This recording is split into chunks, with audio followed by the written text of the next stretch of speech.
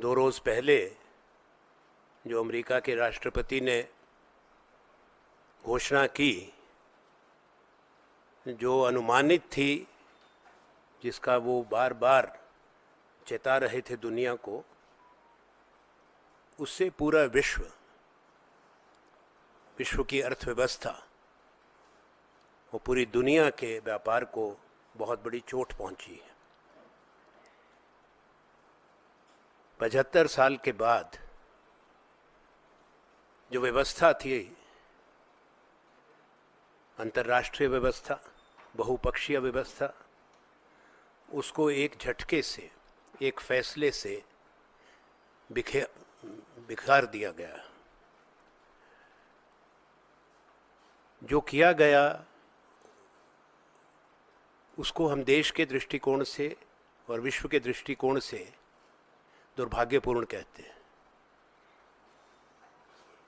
कि पिछले कई दशकों से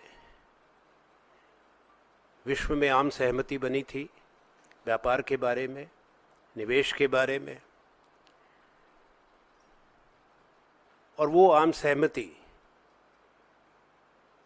जो गैट्स से शुरू हुई थी, general agreement on tariff and trade, उसके बाद में जो आखिरी राउंड था, उरुग्वे राउंड, 8वां राउंड था, उसके बाद WTO की स्थापना हुई।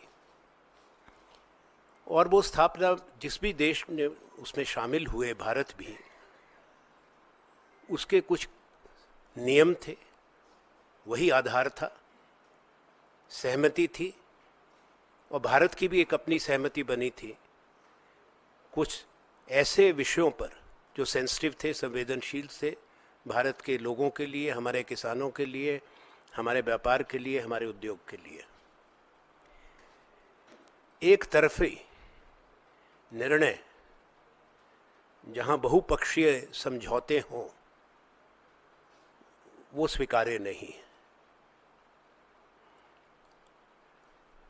और शायद द्वितीय विश्व युद्ध के बाद ऐसा कोई फैसला नहीं हुआ जिससे पूरी दुनिया में एक इस तरह का वातावरण बना है अनिश्चितता का। केवल ये सीमित